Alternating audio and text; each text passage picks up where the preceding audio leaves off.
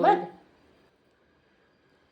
Friends, நம்ம வந்து பார்த்திங்கன்னா பாசி பயிர், அதாவது பச்சை கலரில் இருக்கும் இல்லைங்க, பச்சை பாசி பயிர், அதை வந்து ட்ரை ரோஸ்ட் பண்ணியிருக்கிறோம். ட்ரை ரோஸ்ட் பண்ணி இதை வந்து ஊர்லலாம் பார்த்திங்கன்னா அம்மியில் வச்சிருவேன். இங்கே வந்து அம்மி இல்லை, போடுறதுக்கு வழி இல்லை. அதனால் நம்ம வந்து வீட்டில் என்ன இருக்குதோ அதை வச்சு நம்ம யூஸ் பண்ணிக்கலாம். இப்போ பாருங்கள், சப்பாத்தி கட்டி எடுத்துகிட்டு வந்திருக்கிறேன். அடியில் ஒரு பேப்பர் போட்டேன்.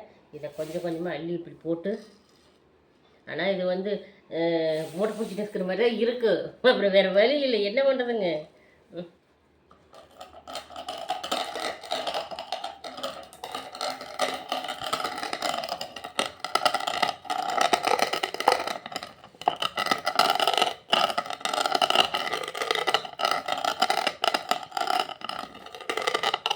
கம்மியாக இருந்தது படன்னு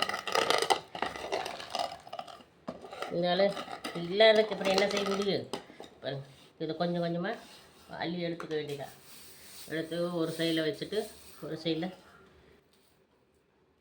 போட்டு இப்போ எல்லாத்தையுமே இது மாதிரி உடச்சிக்கலாம். ஏன்னு கேட்டோம்னா அதை நான் சொல்கிறேன். ஃப்ரெண்ட்ஸ், இப்போ இதை உடச்சி எடுத்தாச்சு. இப்போ பாருங்கள், இப்போ ஒரு பேப்பர் போட்டு இதை போட்டு இப்படி பாருங்கள். முறம் இருந்தால் முறத்தில் செஞ்சுக்குங்க. முறம் வந்து கொஞ்சம் டேமேஜாக இருக்கிறதுனால நான் எடுக்கலை. அதில் வேறு காய் இருக்குது பாருங்கள். இப்படி செஞ்சோம்னா அந்த அது மேலே இருக்கிற புட்டெல்லாம் வந்துடும். இது பருப்பு பாருங்க, பருப்பு நல்லா இருக்கா. இந்த பருப்பு போட்டு பாருங்க, இதெல்லாம் வேண்டாம் சரிங்களா. இதை போட்டு சாம்பார் வைக்கும்போது பாருங்க நல்லா வறுத்தாச்சு. பாருங்கள் ஃப்ரெண்ட்ஸ், இப்போ வந்து இது நம்ம வறுத்து உடச்சி இப்போ நான் என்ன பண்ண போகிறோம், நம்ம சாம்பார் வைக்க போகிறோம். இந்த சாம்பார் பார்த்திங்கன்னா இது ட்ரை ரோஸ்ட் பண்ணி உடச்சி சாம்பார் வைக்கிறனால என்ன நன்மைனா, இந்த சாம்பார் வந்து நல்லா கம்மன்னு வாசனையாக இருக்கும். சாப்பிடுக்கு அவ்வளோ நல்லாயிருக்கும். குழந்தைங்களுக்கு வந்து கொஞ்சோண்டு நெய்யோடு பிசைஞ்சு கொடுத்தாலும் சரி, சும்மா கூட பிசைஞ்சு கொடுக்கலாம். ஊற்றி போட்டு பிசைஞ்சு கொடுத்தா குழந்தைங்க நல்லா வாசனைக்காக நல்லா சாப்பிட்றோம். ஸ்கூல் போகிற பிள்ளைங்களுக்கு இல்லை சரி, குட்டிஸுங்களுக்கு சரி. அதனால் நம்ம இப்போ குட்டிஸுங்களுக்கு அதனால் செஞ்சு கொடுக்கலாம். சாப்பிடவே மாட்டேங்கான்னு செஞ்சுட்டு இருக்கிறோம்.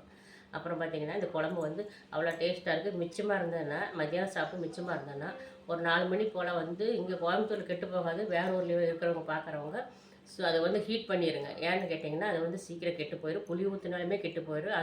அது ஒரு இதுங்க. அதை வந்து கரெக்டாக பார்த்துக்குங்க. சாம்பார் சூப்பராக இருக்கும், டேஸ்ட்டாக இருக்கும். ஆனால் வந்து நம்ம 4 மிச்சம் இருந்ததுன்னா அதை சூடு பண்ணி வச்சிடணும். நைட் 10 மணி கூட சாப்பிட்டுக்கலாம். டேஸ்ட்டாக தான் இருக்கும், ஒன்றும் தப்பு இல்லைங்க. ஓகே ஃப்ரெண்ட்ஸ், இது யாருக்காருக்கு இந்த மாதிரி செஞ்சு சாப்பிட்றது பிடிக்குன்னு கமெண்ட் சொல்லுங்கள். வறுத்து பாசிப்பயிறு வறுத்து எடுத்து சாம்பார் வைக்கிறது இப்போ நான் செய்கிறேன். இந்த உங்களுக்கு வந்து யாருக்காருக்கு பிடிக்குன்னு கமெண்ட் சொல்லுங்கள். பிடிச்சிருந்தால் லைக் பண்ணுங்கள். Okay bye.